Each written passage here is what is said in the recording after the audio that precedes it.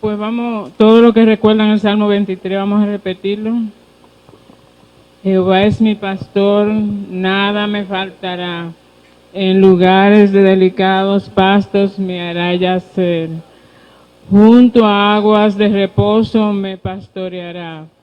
Confortará mi alma, guiaráme por sendas de justicia, por amor a su santo nombre.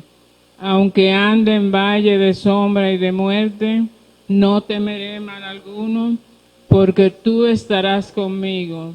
Tu vara y tu callado me infundirán aliento. Alzarás mesa delante de mí, en presencia de mis angustiadores. Ungiste mi cabeza con aceite, mi copa está rebosando. Ciertamente el bien y la misericordia me seguirán todos los días de mi vida, y en la casa de Jehová moraré por largos días. Oremos. Te damos gracias por tu amor y misericordia, por permitir que nosotros estemos aquí en esta tarde. Señor, sabemos todo lo que han pasado, todo lo que no están aquí presentes, Señor, por que han pasado a otra vida. Y a nosotros que estamos aquí, ayúdanos a seguir adelante y a forjar, oh Padre, una nueva juventud, un nuevo Macorís, una nueva vida.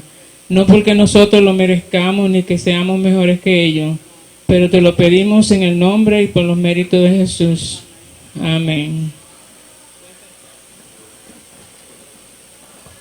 Solo quería añadir algo que yo no puedo dejar de decir en una reunión tan preciosa como esta, y es que yo soy la que era adventista del séptimo día, y no quiero dejar que mi mensaje, el mensaje de esta iglesia, se quede ahí, sino que antes de ustedes irse les voy a dar una hojita donde muestra cómo usted puede seguir aprendiendo acerca de ella. También le di una hoja antes donde habla de el dulce de coco de mi abuelo don Felipe. Espero que ustedes lo lean y sepan parte de la historia de esta familia Dunkel Lambert. Muchas gracias.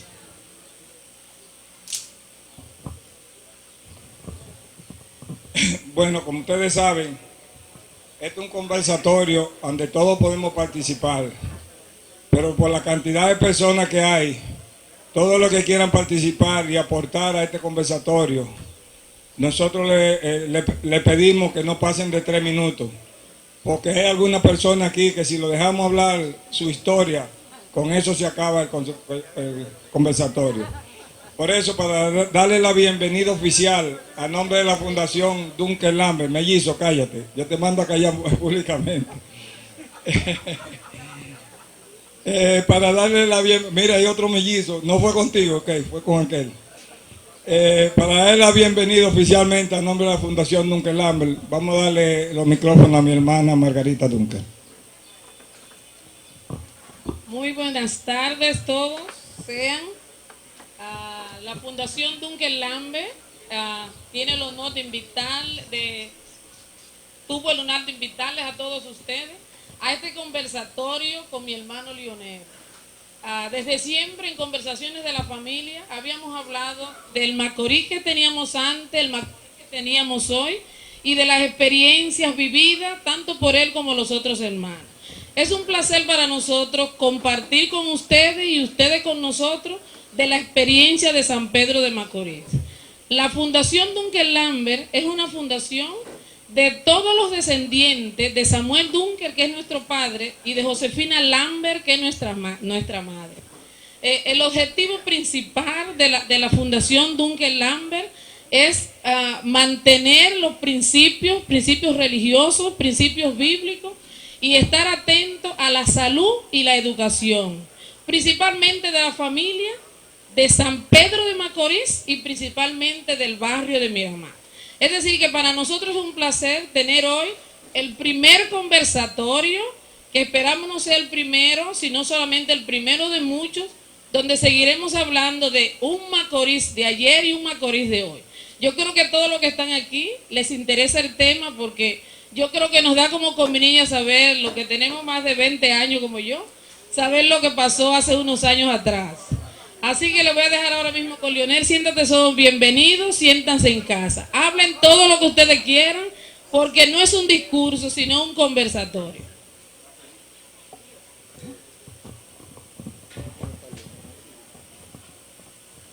Oye, no crean que es un monopolio de la familia. Dorito, acuérdate que yo era el jefe tuyo. Déjate quieto. Señores, yo ver tantas caras, me siento contento. Pero para presentar, vamos a decir, el artista de hoy, vamos a seguir con la familia, vamos a dársela al hermano, el doctor Rafael Duncan José. Él le dice que le digan José, pero yo le digo Rafaelito porque así era que yo lo llamaba cuando chiquito. Sí, señoras y señores, yo me siento honrado, primero por la presencia de ustedes. No podemos hacer intento de mencionar por nombre porque vamos a cometer algún hierro, pero cuando vi saludando cada uno de ustedes que llegaba, yo decía, oye, pero Leonel, ¿qué arrastre tú tienes? Sentí un poquito hasta de sana envidia. También me siento complacido de presentar a mi hermano Leonel porque siempre fue un modelo por su compromiso social que yo a veces quise imitar. Bueno, Leonel nació en el 1938 en Angelina. Ajá, por allá. Ustedes recuerdan que Angelina fue el primer lugar donde se jugó pelota en la República Dominicana. Y Leonel desde muy temprano, una de sus inquietudes que yo les recuerdo muy bien era como Boy Scout. No sé cuántos de ustedes fueron Boy Scout. Levanten la mano, aquí ya están algunos Boy Scout. Algo que pasó alpinista, algo que pasó de moda, pero que necesitamos algo parecido hoy. Un recuerdo grato también que tengo de Leonel es cuando él estuvo en el equipo Malta Corona. Algunos de ustedes lo recuerdan también, que Leonel era el catcher, le decían Balmi Toma. Y fue un momento en que también admiramos mucho a Leonel. Leonel, después de hacer sus primeros años en la escuela, llegó a la a la escuela secundaria. Recuerdo que cuando llegué a la secundaria, los profesores me decían, pero tú tienes que ser inteligente como Leonel. Me dejó el camino ahí que tenía que sacar buenas notas. Leonel se fue de todas maneras a la Escuela de Artes y Oficios y ahí se graduó de perito en metales. Trabajó en varios sitios, pero recuerdo con mucha pasión cuando Leonel trabajó en el Ingenio Angelina, porque mi papá, era el jefe de la Casa Caldera, y ahí Leonel le hizo la primera huelga al Ingenio Angelina. Y de repente mi casa se convirtió en un sitio de discusiones. Mamá defendiendo la huelga y papá discutiendo en contra, porque va para el representante del ingenio. Eso fue un momento de mucha tensión en la familia cuando vimos que el tema de la política definitivamente estaba presente. Yo también recuerdo a Leonel en el parque, cuando vino el PRD por primera vez a San Pedro de Macorís. Yo recuerdo que era músico de la banda, entonces tenía que ir y dije que no podía. Bueno, yo estaba con tu papá en la banda antes. No, cuando yo entré a la banda me dieron el uniforme de tu papá que lo habían matado. Yo recuerdo que yo andaba con el uniforme de músico. Sí, Michelle, sí. Bueno, y ahí en el parque, cuando comenzaron a hablar, se para una persona y yo digo, pero ese es Leonel. Y Leonel se paró a improvisar un discurso. Esta es la fecha que estábamos esperando para luchar contra los remanentes. Y yo temblando, ¿verdad? Porque en ese momento significaba una acción muy difícil. Ese fue Leonel Fernández, que más Leonel, no, pido perdón. Yo formalmente le pido disculpas. Uno puede cometer errores graves y admito que lo he cometido. Este es Lionel.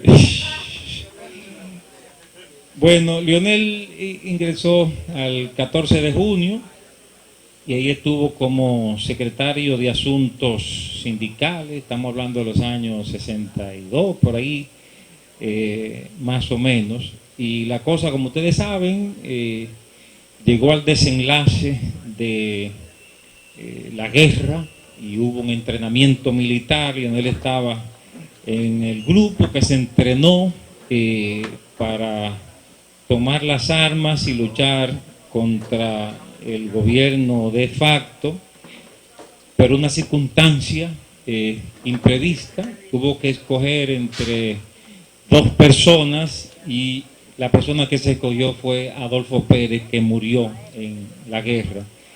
Y en ese escenario, él nos contará, él no participó en la guerra. Más adelante se presentó una situación de grave tensión en la que Lionel tuvo que salir del país. Realmente la tensión en el ingenio donde Lionel trabajaba se hizo tan fuerte que alguien claramente le dijo que su alternativa era irse del país porque si no, no respondían por su vida. Bueno, todas esas fueron situaciones que vivimos como familia con mucha tensión y que Lionel le describirá con más detalle. Lionel después, viajó varias veces hasta quedarse definitivamente en Estados Unidos. Allá Lionel fue presidente de la Asociación de Macorizanos Ausentes y desde entonces ha seguido vinculado a San Pedro de Macorís, siempre trayendo ayuda, siempre volviéndose en programas sociales y siempre haciendo cosas que nosotros, la familia Dunque-Lambert, nos sentimos dignamente representados en él por esa demostración que él ha tenido toda su vida de servicio desinteresado a favor de la sociedad. Así que me complace mucho poner delante de ustedes a mi hermano Lionel Dunque. Un aplauso.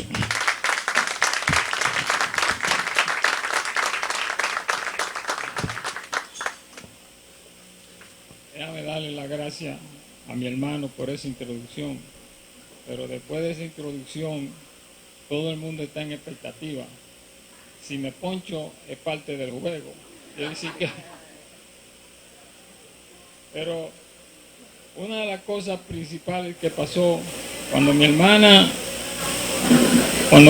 me dice del conversatorio y yo digiero el conversatorio y digo, Lionel, ¿en qué tú te has metido? Porque ahora tú estás asumiendo una responsabilidad que tú no sabes si tú puedes cumplir. Pero el amor que yo siento por Macorís me dijo a mí, tú tienes que ir y hacer ese conversatorio porque es importante que nosotros tratemos de llevar una chispa a Macorís para ver qué pasa en Macorís. Yo hoy quisiera dejarlo con dos preguntas que siempre han estado en mi mente. ¿Ha pasado Macorís sus días más gloriosos o nosotros debemos luchar por un Macorís más progresista que el que tenemos hoy? Esa respuesta yo no la tengo, pero entre todos nosotros debemos estar pensando que Macorís no ha pasado por su día más glorioso, sino que nosotros tenemos que ingeniar cómo nosotros vamos a hacer la Macorís progresista otra vez, como en los tiempos que nosotros fuimos niños. Y yo escogí la forma más sencilla que yo encuentro de hablar sobre San Pedro de Macorís. ¿Qué yo vi en Macorís? ¿Cómo yo llegué a Macorís? Y por ahí, en ese punto que yo quiero empezar. Nosotros, cuando nacimos, vivíamos en el Ingenio Angelina, porque mi papá era uno de los jefes de mecánica del Ingenio Angelina. Pero mi mamá tenía una conjetura. Ustedes saben que en los ingenios había una cantidad de personas de habla inglesa y las escuelas usualmente eran de habla inglesa en los ingenios. Y los muchachos se criaban en los ingenios y no sabían hablar el español correctamente. Quiere decir que cuando nosotros llegamos a la edad escolar, mi mamá decidió mudarse a San Pedro de Macorís con el fin de que nosotros no tuviéramos la doble lengua de un elemento que no sabe hablar bien el español, pero que es dominicano. Entonces nosotros vinimos a Macorís. ¿En qué año? Yo no recuerdo el año exactamente, pero fue durante la guerra, porque en Macorís no había muchos carros y nosotros vinimos en una diligencia. Yo no sé si cuántos de ustedes... Yo no sé cuántos de ustedes recuerdan diligencia viniendo de Angelina a Macorís, arrastrar por caballo.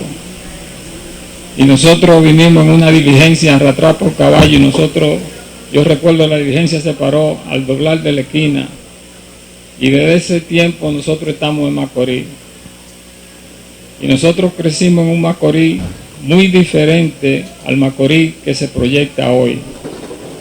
El Macorís que nosotros nos criamos es un Macorís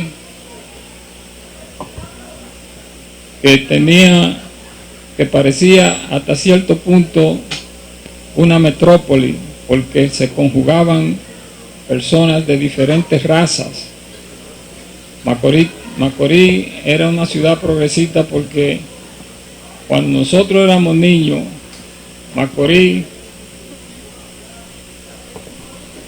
vivía de los ingenios, pero también Macorís tenía sus industrias, porque Macorís producía fideo, Macorís producía toda clase de ropa, Macorís tenía su industria de ropa que suplía la ropa no solamente de Macorís, sino que la exportaba.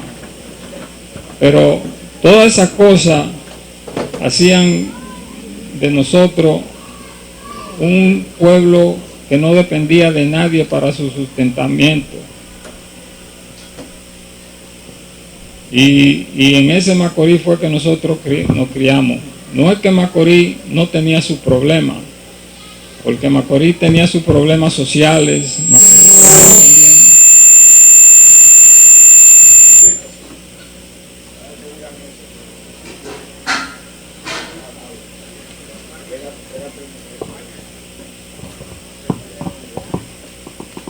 Macorís tenía sus problemas sociales también, pero las escuelas de Macorís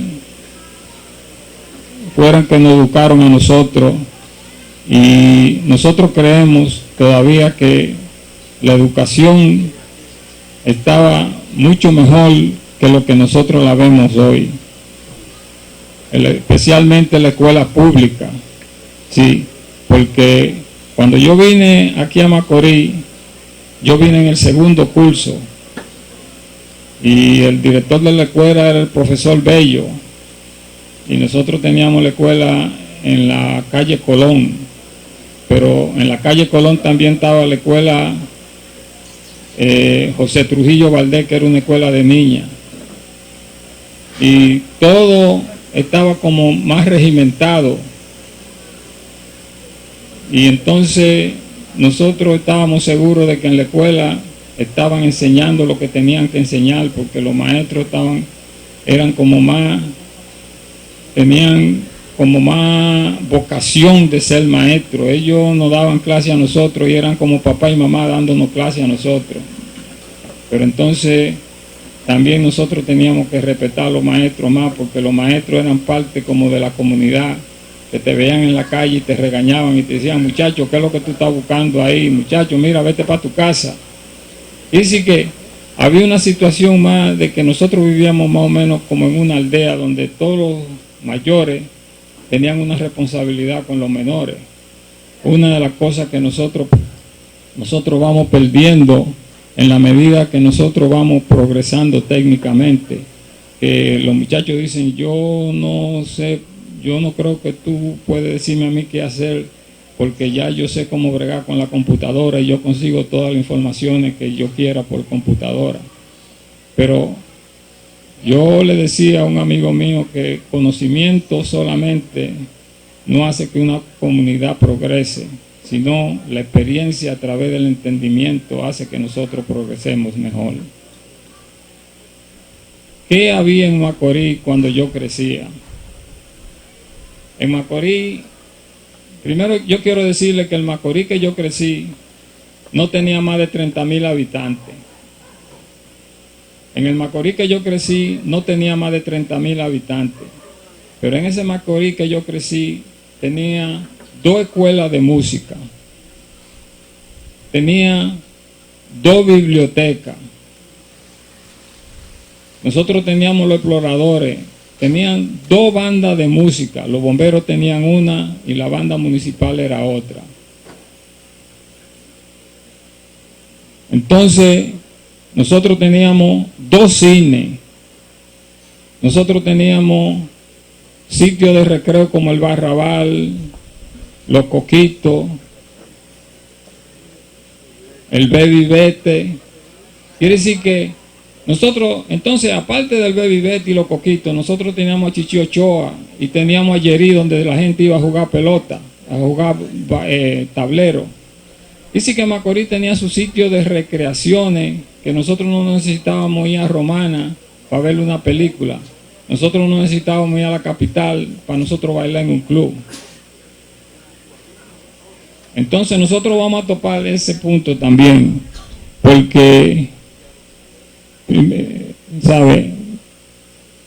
Macorís era una ciudad, yo dije primero que era una ciudad cosmopolita, pero era cosmopolita porque aquí no solamente vinieron los cocolos, porque aquí había una sociedad sirio-libanés, aquí había el centro español, aquí había las logias, habían 2 logias, la logia dominicana y la logia inglesa, pero también estaba el Black Star Line, estaba el Eaton Society, aquí estaba, después de eso habían sociedades mutualistas en casi todos los sitios.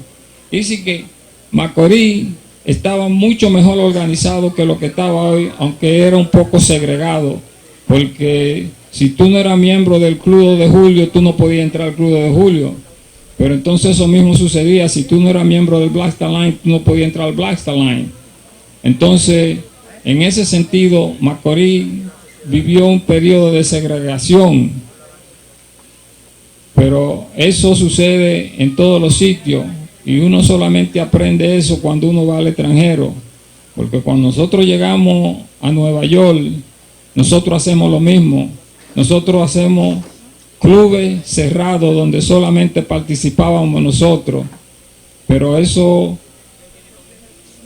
yo experimenté eso en los Estados Unidos y yo creo que era más porque cuando tú dejas tu pueblo y tú te vas, tú sientes nostalgia. Y la única razón, la única forma de tú paliar esa nostalgia es cuando tú te ves con los amigos. Y entonces empiezas a recordar los días de añoranza cuando nosotros estábamos en Macorís. Sí, pero Macorís no solamente eran los centros de recreo. Macorís tenía el sistema hospitalario mejor de casi el Caribe entero. Yo recuerdo en una ocasión que yo trabajaba en el Ingenio Angelina y me dio un dolor en la ingle y en menos de 3 horas yo estaba acostado en el Hospital San Antonio y los doctores chequeándome para ver qué era lo que yo tenía. Y pues no era una cuestión de gran envergadura. Ellos me dejaron internado por 3 días hasta que ellos chequearan que... Y yo tengo entendido que ahora a veces hay gente aquí que se mueren porque no hay asistencia médica. Y sí que nosotros hemos retrocedido también en cuanto a la asistencia médica que hay y había antes. Y esto era con los 30,000 habitantes que habían. Todo ese complejo hospitalario que nosotros vemos, que era el del doctor George, yo no sabía lo grande que era hasta que yo no fui a los Estados Unidos. Porque en los Estados Unidos, estando yo allá, fue que ellos empezaron a conectar hospitales con hospitales. Porque cuando yo llegué allá también había muchos hospitales pequeños y ellos se fueron conglomerando con el fin de mantener la diferencia especialidades juntas en un mismo ramo para poder coordinar más. Pero ya Mr. Yo lo estaba haciendo aquí en Macorís cuando yo me fui, porque si te rompía una pierna tú ibas por un local, si tú tenías una cosa tú ibas para el otro local.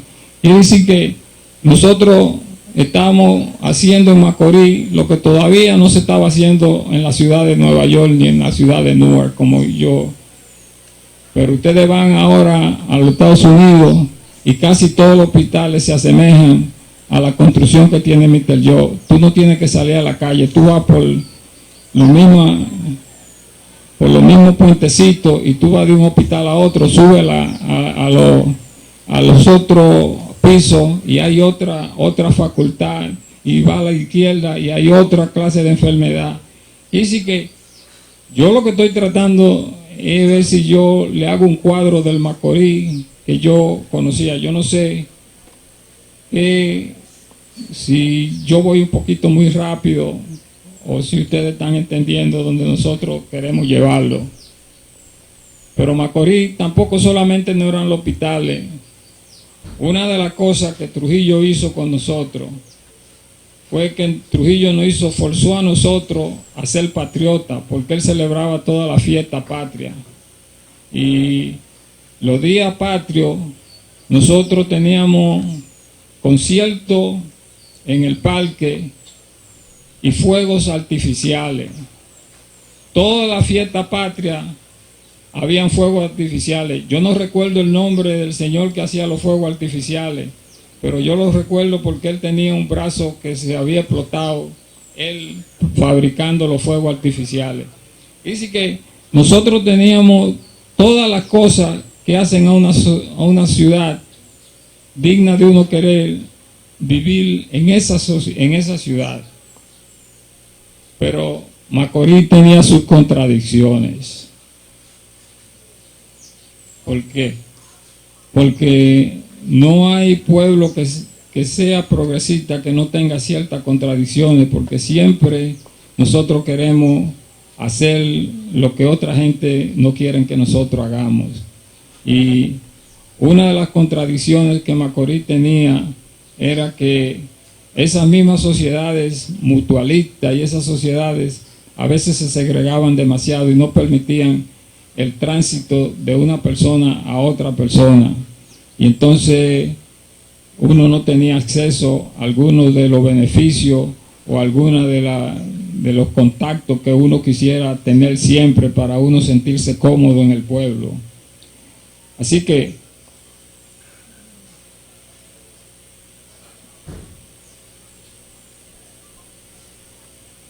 Macorís también tenía organizados los exploradores. Macorís tenía organizados los exploradores y yo participé con los exploradores también.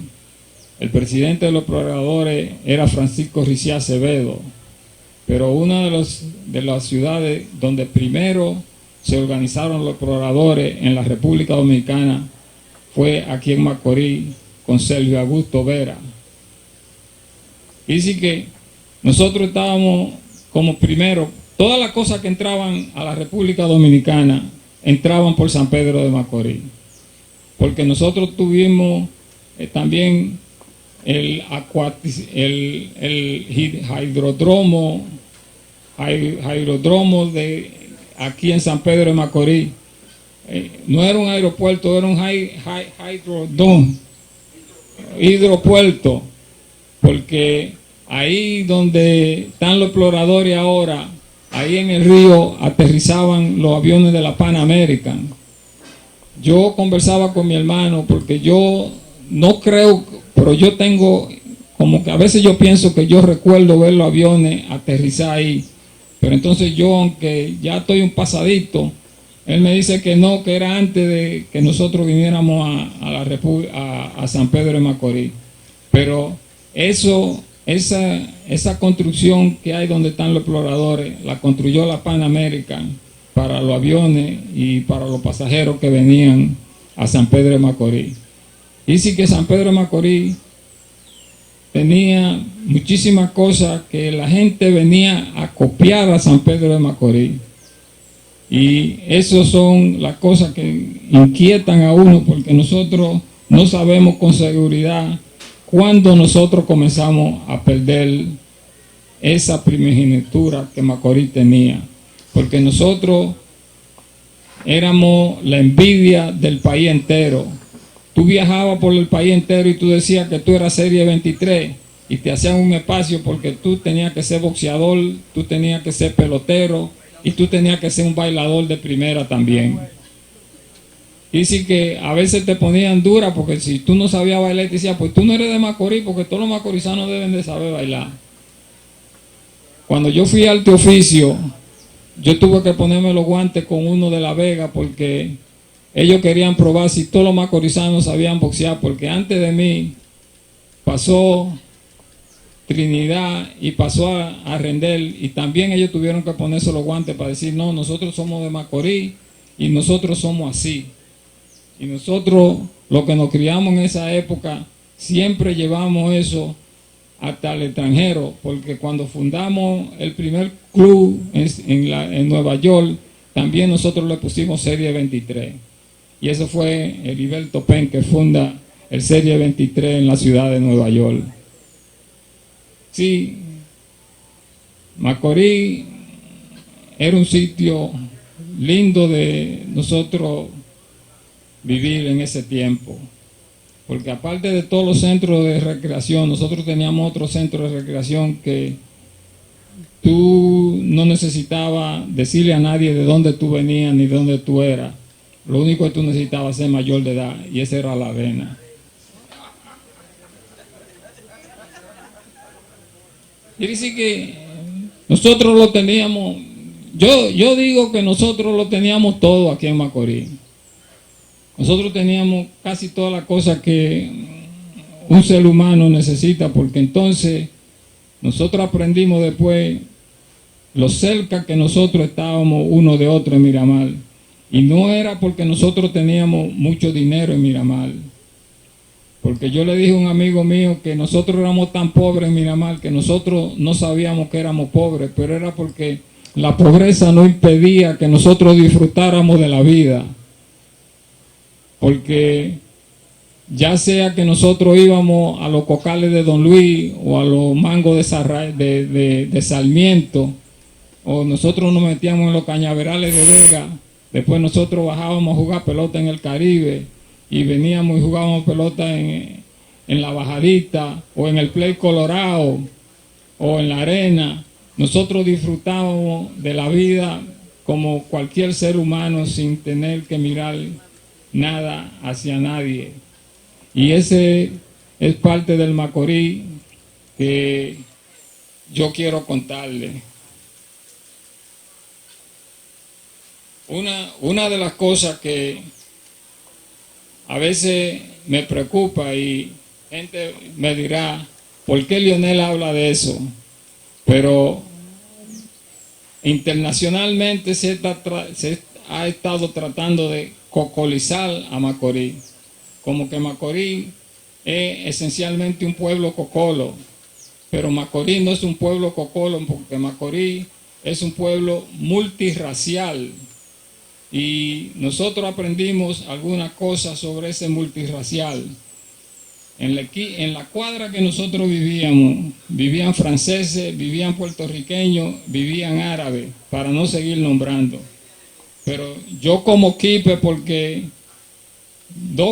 3 casas de donde yo estoy vivían los Baza y ellos hacían quique. 2 casas después vivían los Ufre y ellos hacían los pasteles en hoja.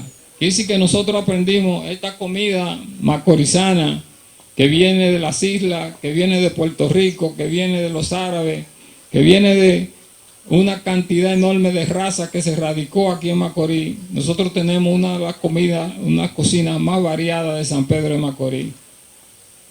Pero a mí me preocupa también que si nosotros tratamos de decir que Macorís es un pueblo cocolo, dentro de 50 años, quizás nosotros no recordemos el Macorís que nosotros recordamos hoy, que es el que debemos recordar, que debe ser el Macorís internacional, que es el Macorís cosmopolita, que nosotros debemos añorar, porque aunque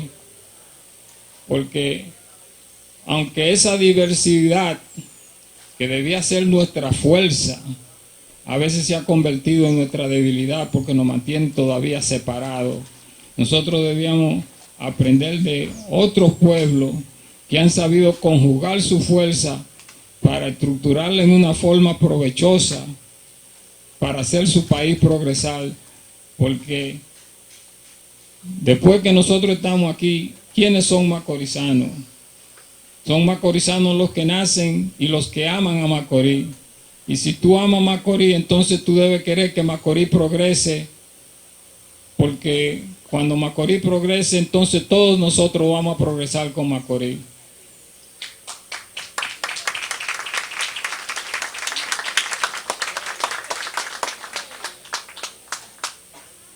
Sí, pero hay cosas que han pasado en Macorís que también yo le voy a hacer otra pregunta más. Después de los años 60 hubo un éxodo masivo de macorizanos que se fueron de Macorís. Se fueron de Macorís los ricos, los pobres, los políticos, los no políticos, como que había algo que nos estaba echando a todos nosotros de Macorís. Y yo soy de los que creo que cada efecto produce una causa, cada causa tiene un efecto. Y sería bueno que nosotros analizáramos en nuestra mente qué hace que los macorizanos decidan irse en masa hacia fuera de su pueblo y no quedarse en su pueblo como muchísimos otros pueblos se quedaron y han tratado de bregar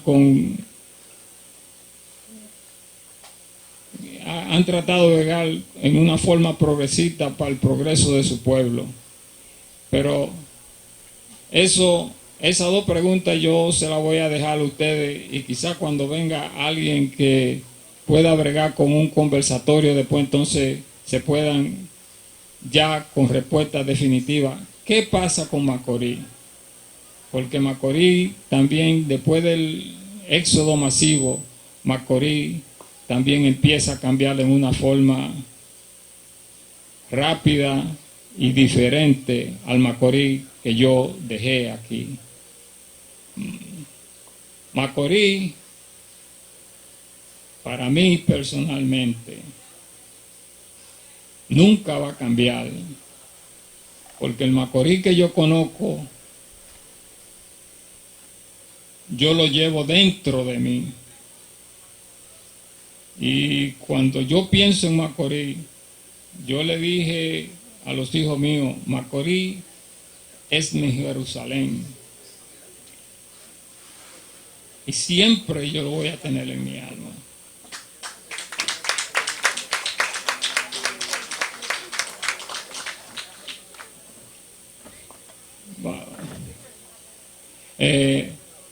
Yo lo que voy a hacer ahora es que si alguien tiene algún comentario, entonces, pero yo lo que espero que sean breves en los comentarios, porque entonces no podríamos topar ningún otro punto. Antes que él vuelva a hablar, vamos a dar, como dice mi hermano Rafaelito, 30 interrupciones, pero de 3 minutos, porque si cada uno hablamos media hora, nos vamos de aquí mañana. Mellizo quiere decir algo. Sí, él vuelve porque él no ha acabado del Macorís de ayer. Es una parte, ¿no es la Potter? Gracias. Yo quiero destacar aquí esta tarde la presencia de figuras emblemáticas de San Pedro de Macorís, que yo estoy seguro que van a hacer su aporte, como el reverendo Potter,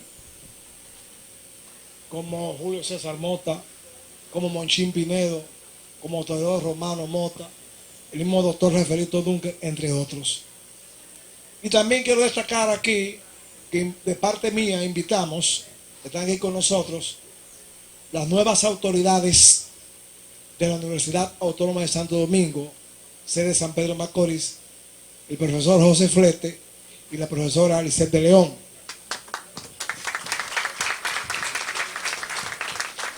El amigo Leonel Dunker tocó el tema de los exploradores.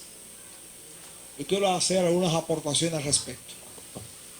En primer lugar, Sergio Augusto Veras no fue el que fundó los exploradores de San Pedro de Macorís, porque 2 años antes Pancholo Aybar, que había escrito, inclusive leyó un libro sobre los exploradores españoles, y en un artículo que aparece en el periódico, en el boletín mercantil de 1915, él narra su peripecia y organiza un grupo de exploradores que va a Ceibo y se van en los trenes por Santa Fe. Y en ese grupo que fueron a esa excursión estaban figuras que después fueron emblemáticas de San Pedro de Macorís, como del Dalmao, Arturo el Industrioso, José Antonio Chevalier, Julio Jacín, el de la agencia Viaje Martínez, entre otras figuras. Y en la segunda exploración que hicieron ellos, en el año 1926, murió ahogado en el Soco Julio Jacín. Y la experiencia de los exploradores, que después se conoció como los Boy Scouts, permitió forjar en los muchachos de esa época, en los adolescentes, un código de conducta forjado en la disciplina, en la seriedad y en la responsabilidad. Porque cuando Baden Powell en el 1907 planteó en Inglaterra la formación de los Boy Scouts o exploradores, era porque Inglaterra en esa época estaba azotada por la delincuencia juvenil. Y ello contribuyó grandemente a que los jóvenes se apartaran del delito. Y aquí, en San Pedro de Macorís, en el país, el hecho de que los muchachos y las muchachas se metieran a exploradores o Boy Scouts, entretuvo su ejercicio mental y lo alejó de los vicios y de la delincuencia. Eso ha mermado considerablemente en esta época, no solamente en San Pedro de Macorís, sino en toda la geografía nacional. Quería hacer ese aporte al respeto. Tengo otros temas que tratar, pero como no me dieron 3 minutos, yo resumo aquí. Chevalier me está pidiendo el micrófono que manda aquí Franklin Duncan. Dígame, mira, sí, Chevalier, hay una persona que en una reunión que ustedes tuvieron, yo no estuve aquí, y ustedes le pidieron, Lionel, estoy hablando contigo, ¿no? Que él trajo ¿qué es lo que tú trajiste? Una ponencia sobre San Pedro de Macorís, pero es un poco larga, yo no sé si el público quiere darle 7 minutos No, pero yo pienso que la ponencia de Julio César merece un conversatorio, una tertulia. Es decir, que para un evento próximo, yo no sé si van a anunciar, la segunda podría ser tu ponencia. Es decir, bueno, está bien. Tú puedes hacerlo en 3 minutos. Sí. Pero de todas maneras vamos a darle la oportunidad a Chevalier.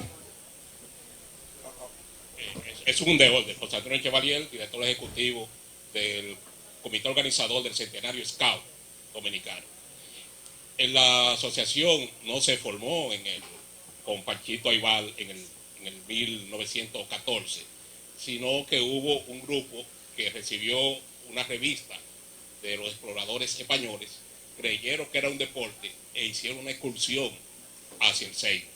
Y ahí comenzó a aplicarse la metodología Scout. En el 1916 vino la invasión norteamericana y como el uniforme que ellos utilizaban era muy parecido al uniforme de los interventores, entonces el movimiento se escondió, no desapareció.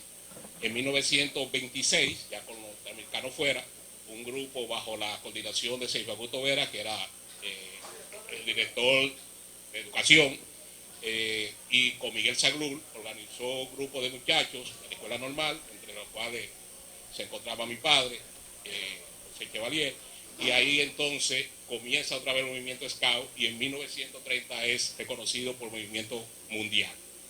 Ahora, en el 2014, nosotros celebraremos en el mes de noviembre el campamento nacional, que ya es internacional porque viene de otros países, en conmemoración del centenario Scout, porque somos reconocidos como la cuna del movimiento Scout dominicano en San Pedro de Macorís, en el Peñón, y esperamos el apoyo de todos ustedes.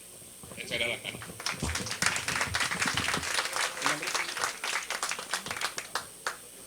Vamos a darle la palabra ahora al señor José Flete. Si Leonel tiene que agregarle algo a la persona que dicen.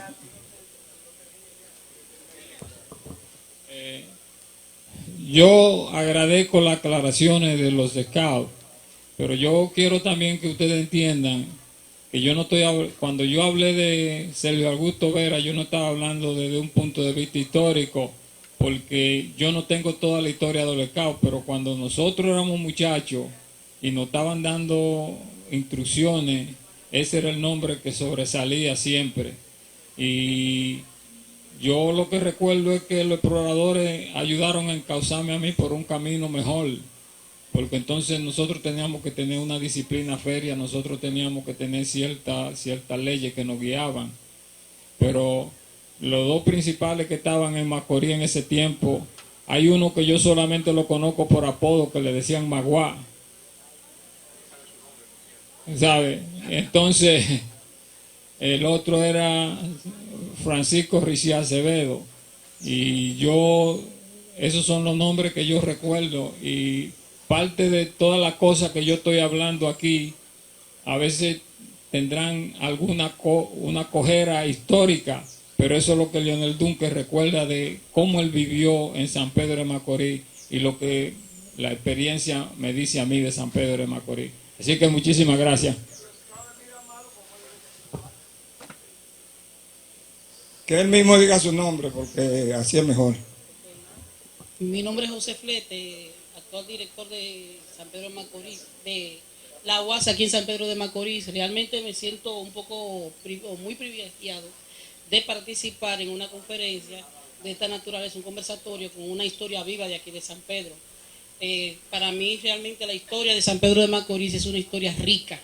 Me he leído un par de historias y he quedado enamorado de la historia de aquí de esta provincia. Sin embargo, yo quisiera extenderle de parte de su directora, Lice de León también, y Enrique Cabrera, que es el nexo entre San Pedro de Macorís y la comunidad, invitarlo allá a la universidad para que este tipo de cosas se extiendan, que ustedes entiendan que San Pedro de Macorís, que este tipo de eventos culturales tienen una casa de la cual debe tomar posesión allá, aquí en la UAS de San Pedro de Macorís. Simplemente eso y muchas gracias.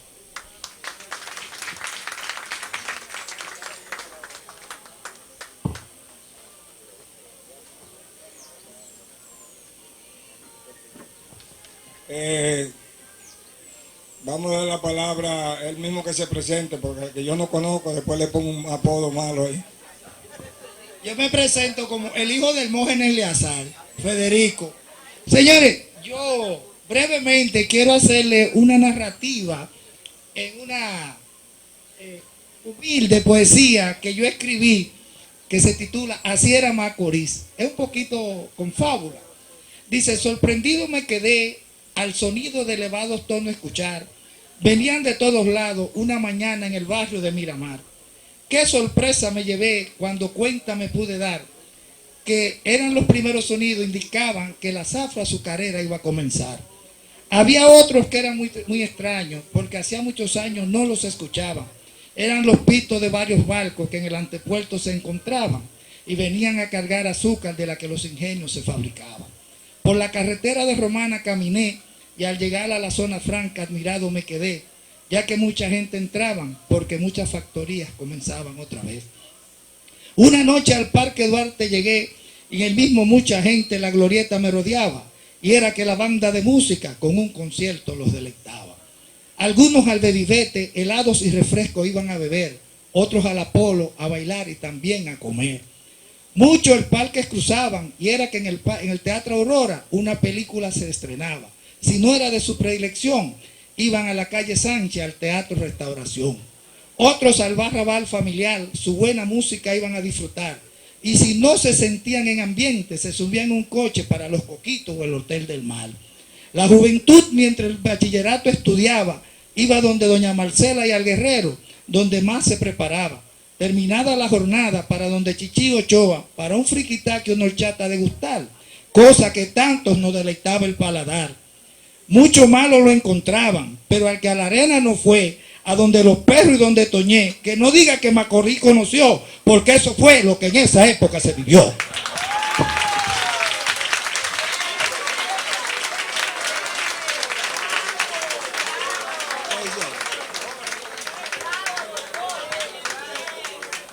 Oye, ustedes, estos macorizanos viejos, cuando oyen de Toñé y esos sitios por ahí, tú ves cómo gozan. Y después dicen, no, yo nunca he ido por ahí. Oye, se le vio el refajo ahí mismo todito. De todo, a Miki, ¿dónde está Miki? Yo no he visto a Miki hoy. Ese Miki que está ahí, el pelotero, pues él sabe lo que había por ahí.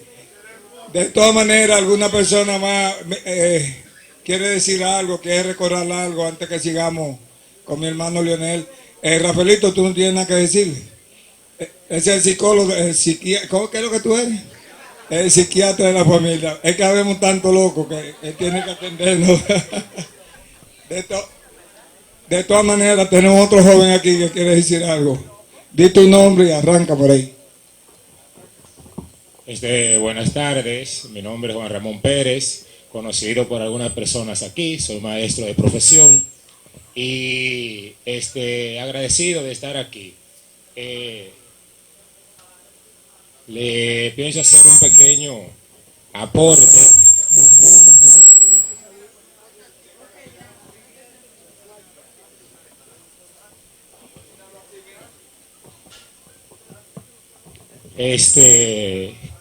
Como le decía, es un pequeño aporte, ya que de vez en cuando salgo a dar las vueltas por San Pedro y observo que a pesar de que los ingenios se ha ido a la zona franca, pues me doy cuenta que San Pedro tiene un punto luminoso y que tiene muchos proyectos de vida, porque me observo principalmente lo que era el área de Guaraguao.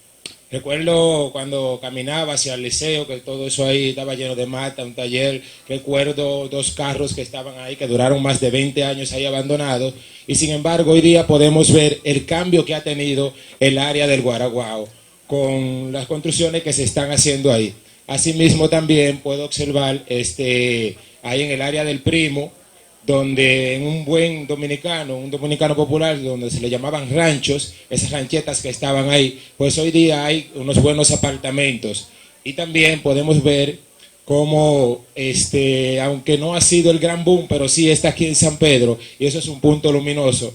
Tenemos un jumbo, y creo firmemente que San Pedro puede seguir construyendo y puede seguir creciendo día tras día. Muchas gracias.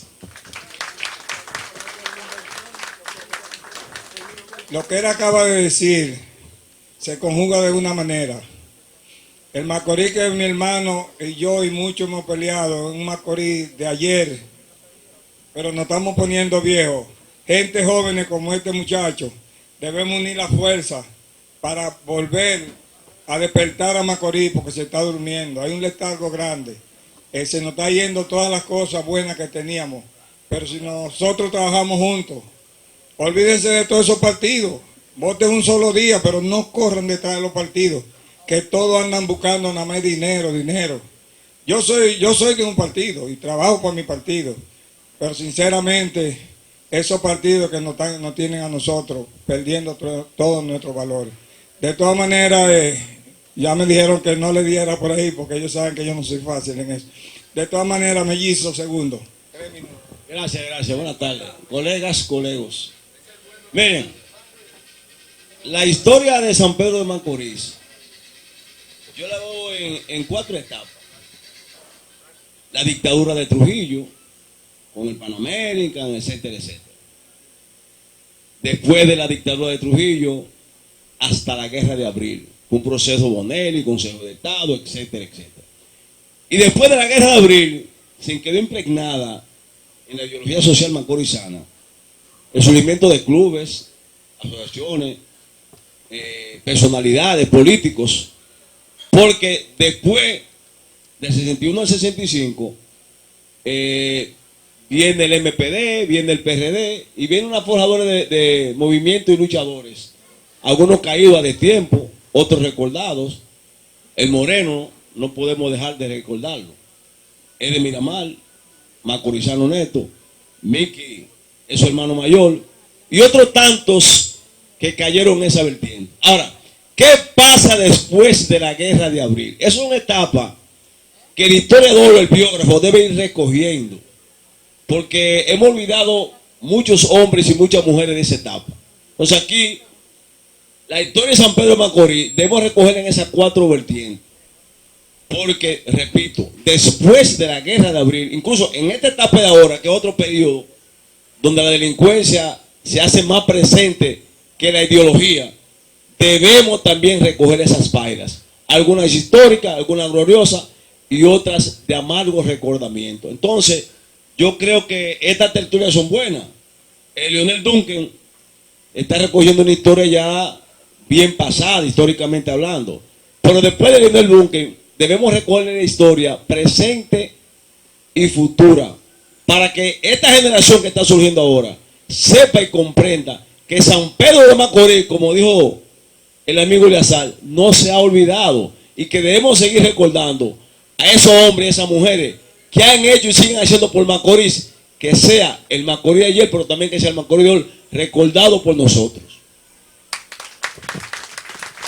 Vamos a dar una participación más y después volvemos con mi hermano, a Monchín, mi amigo de muchos años. No cuente lo que yo te hicimos, si no, no te doy el micrófono.